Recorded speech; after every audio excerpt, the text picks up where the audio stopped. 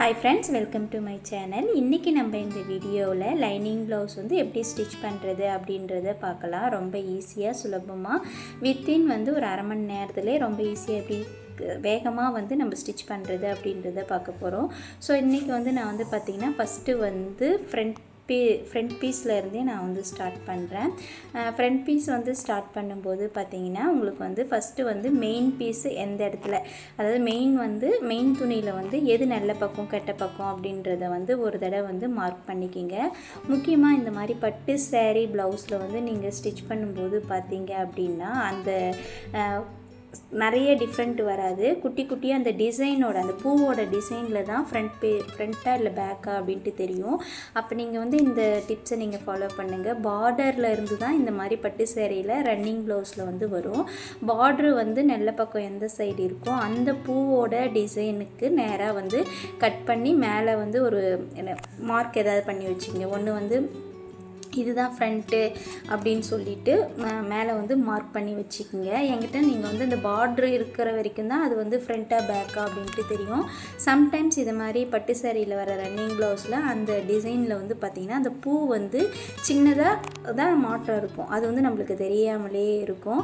So இந்த tips உங்களுக்கு பிடிச்சிருக்கும் அப்படின்னு நினைக்கிறேன். பிடிச்சிருந்தால் லைக் பண்ணுங்கள், சரிங்களா? அடுத்தது வந்து பார்த்திங்கன்னா ப்ளவுஸ் கட் பண்ணும்போது எனக்கு வந்து பார்த்திங்கன்னா இவங்களுக்கு, அதாவது வந்து இந்த ப்ளவுஸுக்கு வந்து எனக்கு வந்து துணி வந்து பார்த்திங்கன்னா கொஞ்சமாக பத்தவே இல்லை. ஸோ வந்து நம்மளுக்கு வந்து எந்த இடத்துல வந்து தையல் போட்டாலும் தெரியாமல் இருக்கிற இடமா பார்த்து தான் நம்மளுக்கு ஜாயிண்ட் வச்சு நம்ம ப்ளவுஸ் துணியில் வச்சு கட் பண்ணணும். அப்படி பார்க்கும்போது இவங்களுக்கு ஆம்கோல் கிட்ட வர அந்த நம்ம சைடு ஜாயின் பண்ணுவோம் இல்லையா, அந்த இடத்துல தான், அதாவது இந்த லாஸ்ட்டு 2 இன்ச்சுக்கு தான் பத்தவே இல்லை. அது வந்து அவங்களுக்கு எக்ஸஸாக விடுற துணியில் தான் எனக்கு வந்து இவங்களுக்கு வந்து துணி பத்தலை. அதனால் அந்த இடத்த மட்டும் ஜாயிண்ட் வர மாதிரி வச்சு நான் கட் பண்ணிக்கிட்டேன். நான் ஏற்கனவே இவங்களுக்கு வந்து இந்த ப்ளவுஸில் வந்துட்டு ஃப்ரண்ட்டு நம்மளுக்கு இதுதான் அப்படின்னு சொல்லிட்டு டிசியால் ஒரு மார்க் போட்டு வச்சுட்டேன். ஸோ அப்படி நமக்கு வச்சு தைக்கும்போது பார்த்திங்கன்னா உங்களுக்கு வந்து ரொம்ப ஈஸியாக இருக்கும்.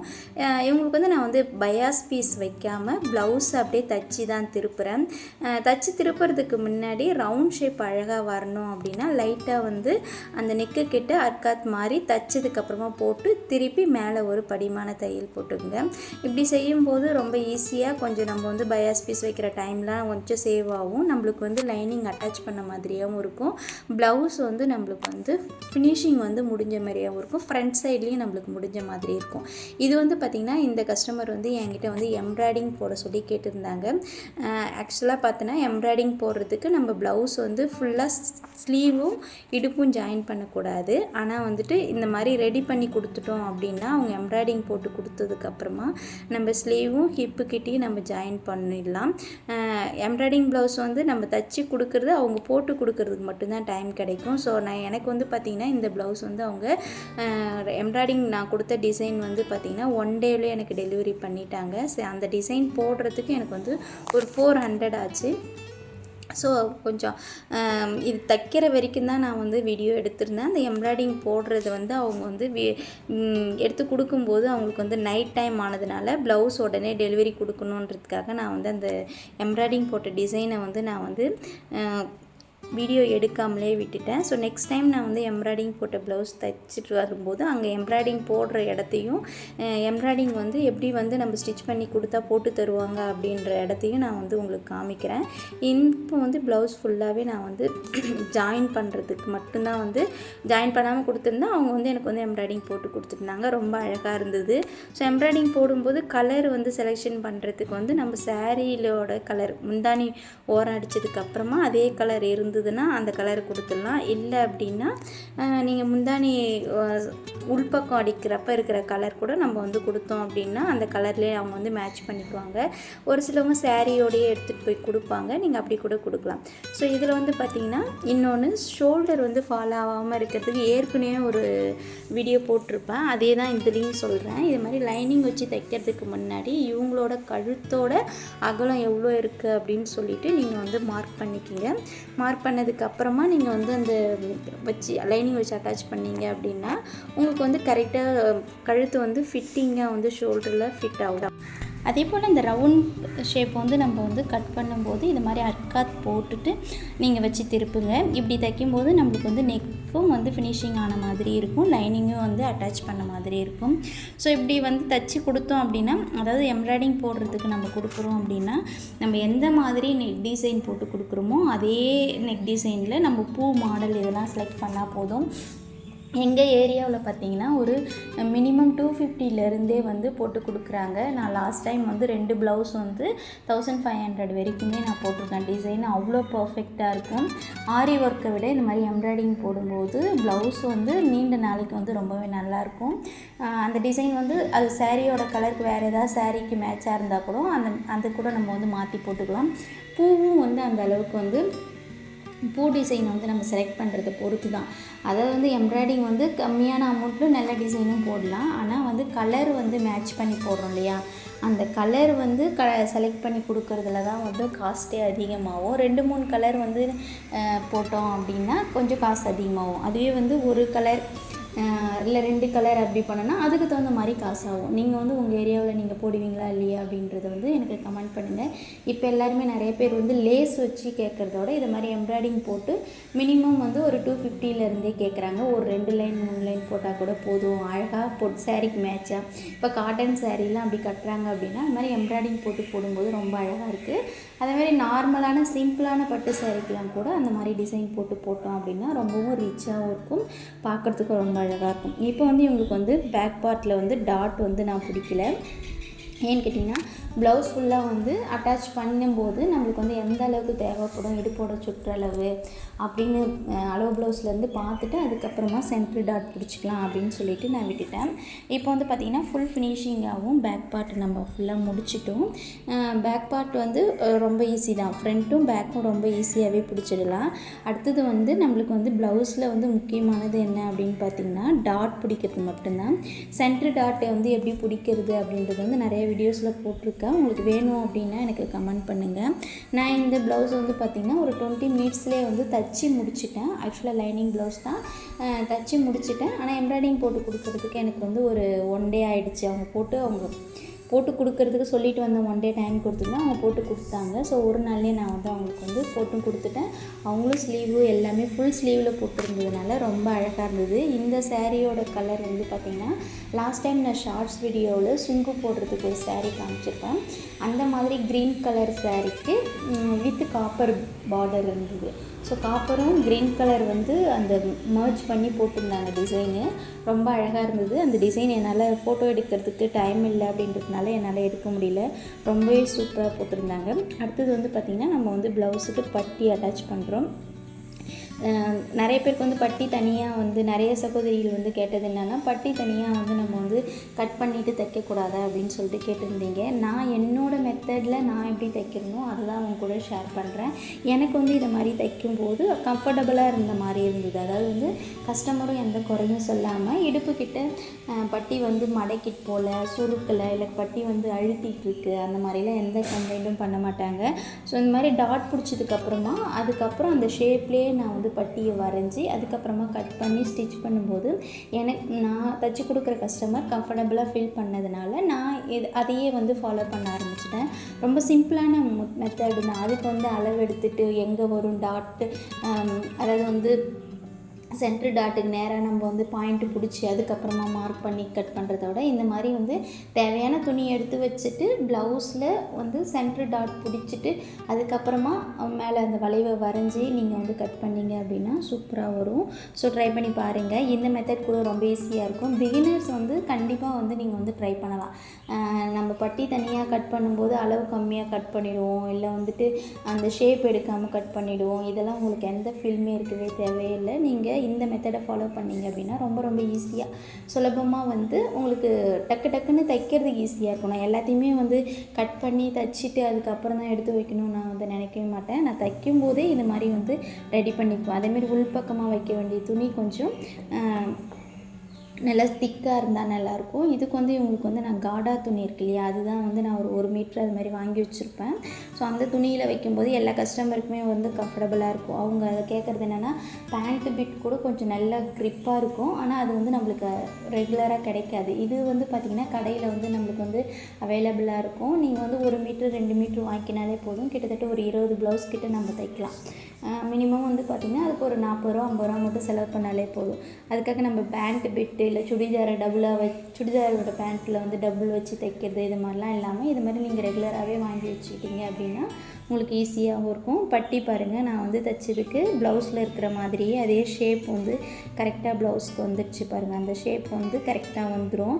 நீங்கள் பட்டி அட்டாச் பண்ணும்போது இதை நீங்கள் ஃபாலோ பண்ணலாம். சரிங்களா? இப்போ வந்து ஃபுல்லாக தைச்சதுக்கப்புறமா ஒரு விஷயந்தான், நிறைய பேருக்கு வந்து இடுப்பு கிட்ட ஏற்றம் இருக்கும் வருது, அப் அண்ட் டவுன் வருது, சைடு ஜாயின் பண்ணும்போது ஸ்லீவ் கிட்ட வந்து அந்த ப்ளஸ் மாதிரி வரும் இல்லையா, அது வந்து வரல அப்படின்னு சொல்லிட்டு நிறைய பேர் சொல்லியிருந்தீங்க. நிறைய சகோதரிகள் வந்து கேட்டிருந்தாங்க. ஃப்ரண்ட் பார்ட்டை வந்து நிறைய சகோதரிகள் வந்து ஃபஸ்ட்டே ஃபினிஷ் பண்ணிடுவீங்க. அதனால் வந்து பார்த்திங்கன்னா நீங்கள் நம்மளுக்கு வந்து ஹிப் கிட்ட வந்து அப் அண்ட் டவுன் வரும், இல்லை கை ஸ்லீவ் அட்டாச் பண்ணதுக்கப்புறமாவும் அப் அண்ட் டவுன் வரும். நீங்கள் அந்த மாதிரி பண்ணாமல் இப்போ இந்த வீடியோவில் காமிச்சிருக்க மாதிரியே நீங்கள் வந்து ஷோல்டர் அட்டாச் பண்ணதுக்கப்புறமா பட்டி பீஸ் வந்து நீங்கள் வந்து அட்டாச் பண்ணிவிட்டு நான் வீடியோவில் காமிச்சிருக்க மாதிரியே மெஷர்மெண்ட் எடுத்தாலும் சரி, இல்லைனா வந்துட்டு அப் அண்ட் டவுன் வராமல் வச்சுட்டு டிசியால் மார்க் பண்ணிவிட்டு நீங்கள் ஸ்டிச் பண்ணுங்கள். அப்படி ஸ்டிச் பண்ணும்போது நம்மளுக்கு வந்து ஸ்லீவ் அட்டாச் பண்ணதுக்கு அப்புறமாவும் நம்ம சைடு ஜாயின் பண்ணும்போது நம்மளுக்கு வந்து கண்டிப்பாக வந்துட்டு அப் அண்ட் டவுன் வராது. ட்ரை பண்ணி பாருங்கள். அதுக்கப்புறமா வந்து நான் ஃபுல்லாக இது 2 பக்கமும் நான் வந்து பட்டி அட்டாச் பண்ணிட்டேன். அப்புறம் வந்து இதில் வந்து பார்த்திங்கன்னா கொக்கி பீஸும் காஜா பீஸும் வச்சு அட்டாச் பண்ணுறேன். நீங்கள் அளவு ப்ளவுஸில் கொடுக்குற சைடு தான் வந்துட்டு நம்மளுக்கு வந்து காஜா பீஸும் கொக்கி பீஸும் வரணும். அளவு ப்ளவுஸில் வந்து ஒரு சில சகோதரிகள் வந்து பார்த்திங்கன்னா வந்து லெஃப்ட் சைடு போடுவாங்க, அதாவது வந்து காஜா சைடு.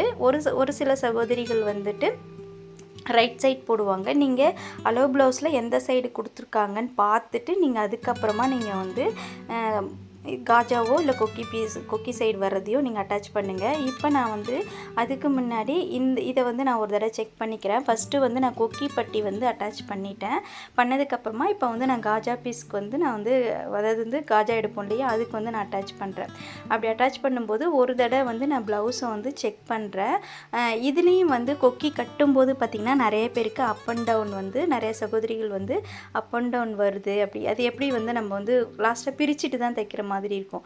நீங்கள் அந்த மாதிரி பண்ணாமல் ஃபஸ்ட்டே ஒரு டைம் நீங்கள் வந்து கொக்கி பட்டி வந்து அட்டாச் பண்ணதுக்கப்புறமா காஜா பட்டி நீங்கள் வந்து அட்டாச் பண்ணுறதுக்கு முன்னாடி ஒரு தடவை நீங்கள் செக் பண்ணிவிட்டு அதுக்கப்புறமா நீங்கள் ஸ்டிச் பண்ணுங்கள். ஸ்டிச் பண்ணும்போது நீங்கள் வச்சு செக் பண்ணும்போது உங்களுக்கு கரெக்டாக வரும். இப்போ பார்த்தீங்கன்னா நான் வந்து முதலே வந்து செக் பண்ணிவிட்டு மறுபடியும் தைச்சதுனால எனக்கு கரெக்டாக வந்துடுச்சு.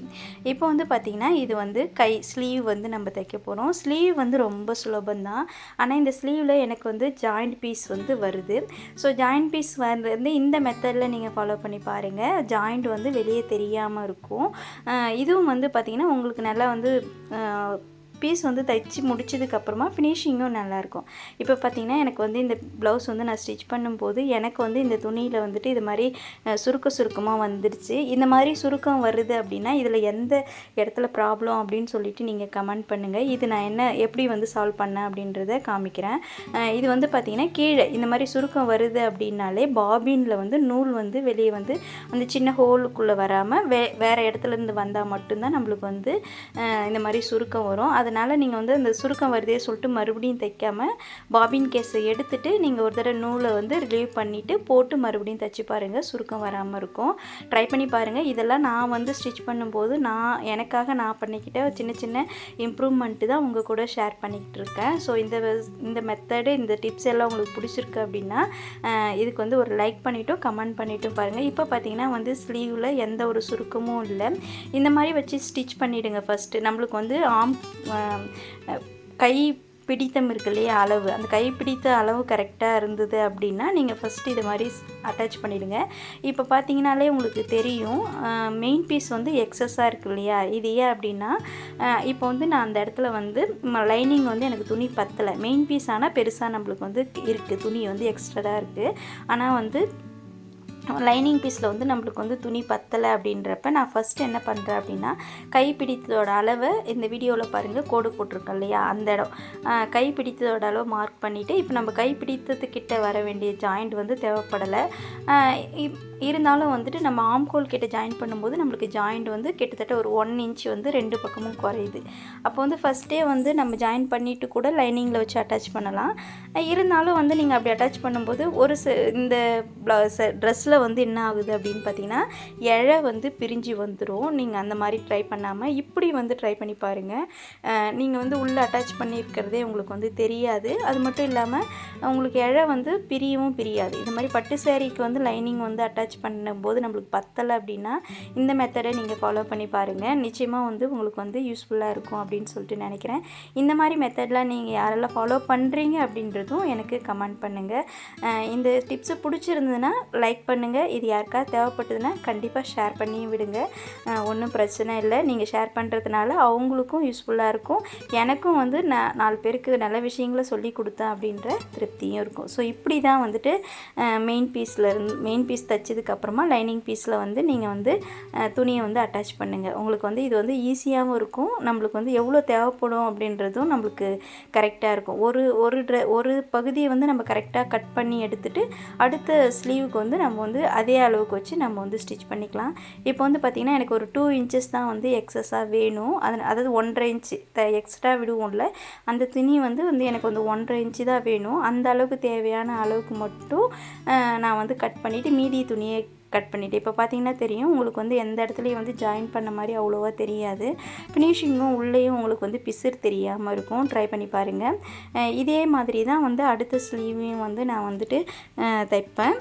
ஒரு ஸ்லீவ் வந்து நான் இது மாதிரி கரெக்டாக தைச்சதுக்கப்புறமா அடுத்த ஸ்லீவும் அதே மெத்தடில் தைச்சி ரெடி பண்ணிக்கலாம். ரெடி பண்ணதுக்கப்புறமா உள்வெட்டு வெட்டிட்டு ஸ்லீவை வந்து ப்ளவுஸோடு நம்ம ஜாயின் பண்ண போகிறோம். நீங்கள் வந்து ஃபஸ்ட்டே வந்து ஃப்ரண்ட்டில் வந்து உள்குழி எடுத்துகிட்ருப்பீங்க. ஆனால் ஸ்லீவுக்கு நீங்கள் இதை மாதிரி தைச்சதுக்கப்புறமா உள்குழி எடுத்திங்கன்னா ஒரு குழப்பம் இல்லாமல் இருக்கும். என்கிட்ட உள்குழி எடுத்ததை வந்து எந்த பக்கம் வச்சு திருப்புறது அப்படின்றது வந்து ஒரு கன்ஃபியூஷனாக இருக்கும். நீங்கள் லைனிங் ப்ளவுஸ் தைக்கும்போது நீங்கள் வந்து அந்த மாதிரி எடுத்துகிட்டு நீங்கள் ஸ்டிச் பண்ணிங்க அப்படின்னா நீங்கள் அந்த அனுபவத்தை நீங்கள் வந்து பார்த்துருப்பீங்க. நீங்கள் அந்த மாதிரி பண்ணாமல் இதை மாதிரி தைச்சதுக்கப்புறமா உள்குழி எடுத்தீங்க அப்படின்னா உங்களுக்கு வந்து கரெக்டாக எந்த ஜாயிண்டோடு வந்து நம்ம வந்து எந்த மெயின் பீஸோடு வந்து வச்சு அட்டாச் பண்ணணும் அப்படின்றது வந்து நம்மளுக்கு தெரியும்.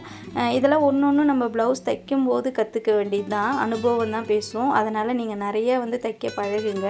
அதேமாரி உள்குழி எடுக்கும்போது ஒரு பீஸ் வந்து மேல் பக்கமாகவும் ஒரு பக்கம் வந்து உள்பக்கமாகவும் வச்சுட்டு நீங்கள் வந்து இது மாதிரி உள்குழி எடுத்துக்கங்க. மேக்ஸிமம் வந்து கையில் எடுக்கும்போது ஒரு 3/4 இன்ச் அளவுக்கு நம்ம எடுத்துக்கலாம். அதுவே வந்து உள்ள ஸ்லீவில் வந்து ஆம்கோல் கிட்ட தைக்கிற ஃப்ரண்ட் பீஸில் வந்துட்டு ஒரு 1/2 இன்ச்சு வரைக்கும் எடுக்கலாம். டோட்டலாக வந்து நம்மளுக்கு வந்து 1.25 இன்ச்சு வந்து நம்ம வந்து இதுக்குள்ளே ஆழம் எடுத்தோம் அப்படின்னா தான் நம்ம வந்து ஸ்லீவ் போடும்போது நம்மளுக்கு வந்து ஈஸியாக இருக்கணுமே, சுருக்கம் வராமலும் இருக்கும். கை லூஸும் வந்து நம்மளுக்கு வந்து அந்த ஷேப் வந்து கரெக்டாக கிடைக்கும். ட்ரை பண்ணி பாருங்கள். இது வந்து நிறைய சகோதரிகள் வந்து எவ்வளோ எடுக்கிறது அப்படின்றது தெரியல. கொஞ்சம் குண்டாக இருக்காங்க அப்படின்னா அவங்களுக்கு உள்குழியை வந்து 1.25 வரைக்கும் எடுக்கலாம். அதுவே வந்துட்டு கொஞ்சம் நார்மலாக இருக்காங்க 36, 34 அது மாதிரி சைஸ் ப்ளவுஸ் இருக்கிறவங்களுக்கு 1 இன்ச்சு போதும். அதுக்கு கீழே இருக்கிறவங்களுக்கு 3/4 இன்ச்சு, அதாவது கைக்குழியும் ஃப்ரண்ட் பார்ட்டோட குழியும் அந்த உள்வெட்டும் வந்து நம்மளுக்கு வந்து அவ்வளோதான் வந்து வரணும். ஏன்னு கேட்டிங்கன்னா கொஞ்சம் பாடியாக இருக்கிறவங்க போடும்போது அவங்களுக்கு கொஞ்சம் கம்ஃபர்டபுள் இல்லாமல் இருக்கும் ப்ளவுஸ் வந்து. இதை மாதிரி நீங்கள் எடுத்துகிட்டு போடும்போது அவங்களுக்கு கைக்கிட்ட ஆம்கோல் கிட்ட டைட் வராமல் இருக்கும். ஆம்கோல் கிட்ட வந்து டைட் வராமல் இருக்கணும் அப்படின்னா இந்த மெத்தடை நீங்கள் கண்டிப்பாக ஃபாலோ பண்ணி தான் ஆகணும். அப்போ தான் வந்து ஆம்கோல் கிட்ட டைட் இல்லாமல் இருக்கும், ப்ளவுஸும் ஷேப்பாக இருக்கும், கடிக்காது. ஆம்கோல் கிட்ட கடிக்காது, ப்ளவுஸ் போடும்போது ஆம்கோல் கிட்ட கடிக்காது. ட்ரை பண்ணி பாருங்கள். இந்த வீடியோ உங்களுக்கு வந்து யூஸ்ஃபுல்லாக இருக்கும் அப்படின்னு சொல்லிட்டு நான் நினைக்கிறேன். யூஸ்ஃபுல்லாக இருந்தது அப்படின்னா மறக்காமல் வீடியோவை லைக் பண்ணிவிட்டு கமெண்ட் பண்ணிவிட்டு சப்ஸ்கிரைப் பண்ணிவிட்டும் பாருங்கள். சரி, ஒரு பக்கம் நம்ம வந்து ஜாயின் பண்ணிட்டோம். இன்னொரு பக்கம் ஜாயின் பண்ணுறதுக்கு முன்னாடி இந்த மாதிரி ஷோல்டரோட அளவையும் நீங்கள் ஒரு தடவை செக் பண்ணிவிட்டு டிசியில் மார்க் பண்ணிவிட்டு தைங்க. அப்போ தான் வந்து ஒரு ஷோல்டர் பெருசாகவும் ஒரு ஷோல்டர் வந்து சின்னதாகவும் இல்லாமல் இருக்கும். இதெல்லாம் நம்ம தைக்கும்போது ஃபாலோ பண்ணுற இந்த சின்ன சின்ன டிப்ஸ் எல்லாம் உங்களுக்கு வந்து யூஸ்ஃபுல்லாக இருக்கும் அப்படின்னு நினைக்கிறேன். இப்போ நான் வந்து 2 பக்கமும் ஜாயின் பண்ணிட்டேன். ஜாயின் பண்ணதுக்கப்புறமா இந்த ப்ளவுஸ் வந்து நான் எடுத்துகிட்டு போயிட்டு இது கொடுக்க போகிறேன். அதாவது வந்து பார்த்திங்கன்னா எம்ப்ராய்டிங்க்கு கொடுக்க போகிறேன். எம்ப்ராய்டிங் கொடுத்ததுக்கப்புறம் இந்த ப்ளவுஸ் வந்து ஸ்டிச் பண்ணி போட்டிருந்தாங்க. அதுக்கப்புறமேட்டு தான் நான் உங்களுக்கு வீடியோவை அப்லோட் பண்ணுறேன். ரொம்ப அழகாக இருந்தது. இது மாதிரி வந்து நீங்களும் ஸ்டிச் பண்ணி எம்ப்ராய்டிங் போட்டு ப்ளவுசஸ் வந்து வேணும் அப்படின்னா எனக்கு கமெண்ட் பண்ணுங்கள். நானும் உங்களுக்கு வந்து சின்ன சின்ன டிப்ஸ் எல்லாம் உங்களுக்கு வந்து ஷேர் பண்ணுறேன். சரிங்களா? இப்போ ஃபுல்லாகவே நம்ம முடிச்சிட்டோம். ஸ்லீவ் வந்து அட்டாச் பண்ணும்போது நம்ம எவ்வளோ துணி விட்டோமோ அந்த அளவுக்கு தான் நம்ம துணி விட்டுட்டே நம்ம வந்து ஸ்லீவ் வந்து அட்டாச் பண்ணணும். ஓகே, ஃபுல்லாக முடிச்சாச்சு. இதுக்கு மேலே ஒரு நல்ல வீடியோவில் சந்திப்போம். இந்த வீடியோ பிடிச்சிருந்துன்னா லைக் பண்ணுங்கள், கமெண்ட் பண்ணுங்கள். மறக்காமல் சேனலை சப்ஸ்கிரைப் பண்ணிவிட்டு பாருங்கள். மேலும் ஒரு நல்ல வீடியோவில் சந்திப்போம். முக்கியமாக ஹை பட்டனை மட்டும் அழுத்த மறக்காதீங்க. தேங்க்யூ.